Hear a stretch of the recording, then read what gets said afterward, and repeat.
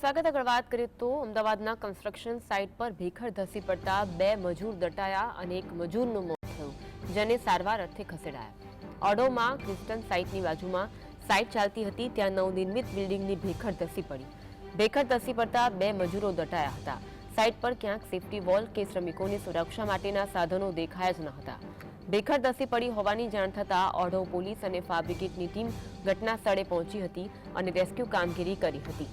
કિંગસ્ટોન construction સાઇટની બાજુમાં ઘટના બની। ડીમાર્ટની સાઇટ ચાલતી હતી જ્યાં ભેખડ ધસી પડી હતી, જેમાં મજૂરો દટાયા હતા, જેમાં એક મજૂરનું મોત થયું હોવાની ઘટના બની છે। ફાયરની ટીમ અને પોલીસની ટીમ પણ ઘટના સ્થળે પહોંચી હતી અને રેસ્ક્યુ બચાવની કામગીરી કરવામાં આવી હતી।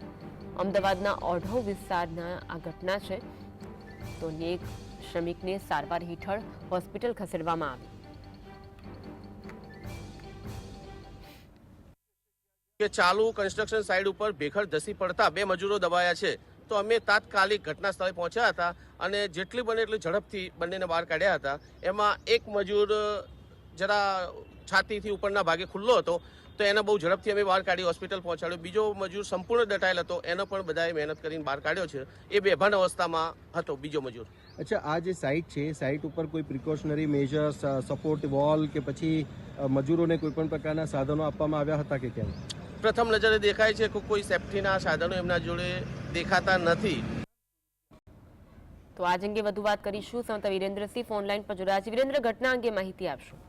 બિલકુલ થી અનિલ, કે ઓઢવ વિસ્તારની અંદર જે કન્સ્ટ્રક્શન સાઇટ છે ત્યાં બનાવ બનવા પામ્યો હતો, જેની વિગતવાર જો વાત કરવામાં આવે તો ઓઢવ વિસ્તારની અંદર કન્સ્ટ્રક્શન સાઇટ ઉપર નવનિર્મિત જે બિલ્ડિંગ હતી તેની ભેખડ ધસી પડી હતી ને આ ભેખડ ધસી પડતા જ 2 જેટલા મજૂરો દટાયા હતા અને આ જે સમગ્ર ઘટના બનવા પામી ત્યારે તાત્કાલિક ધોરણે ફાયર વિભાગ તેમજ ઓઢવ પોલીસ સ્ટેશનને જાણ કરવામાં આવી હતી ને ફાયર અને પોલીસની જે ટીમ છે તે તાત્કાલિક ધોરણે આ કન્સ્ટ્રક્શન સાઇટ ઉપર આવી પહોંચી હતી, જેની અંદર આ જે કિંગસ્ટોન સાઇટ હતી તેની બાજુમાં જ ડીમાર્ટની સાઇટ ચાલતી હતી ને આ બનાવ છે તે જગ્યા ઉપર બનવા પામ્યો હતો, જેની અંદર ભેખડ ધસી પડવાના કારણે એક મજૂરનું મોત નીપજ્યું હતું અને અન્ય એક મજૂર છે તે સારવાર હેઠળ છે।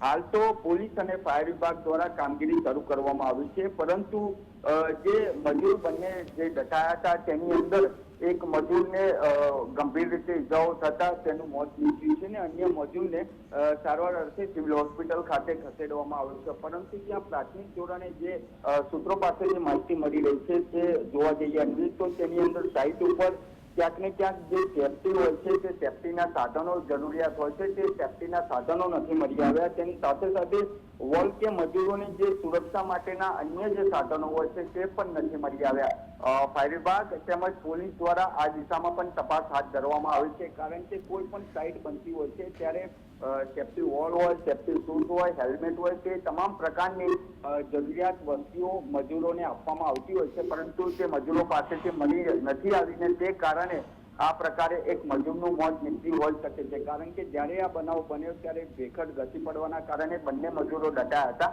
અને તાત્કાલિક ધોરણે તેમને નીકાળવામાં આવ્યા, પરંતુ એક મજૂરનું મોત નીપજ્યું છે।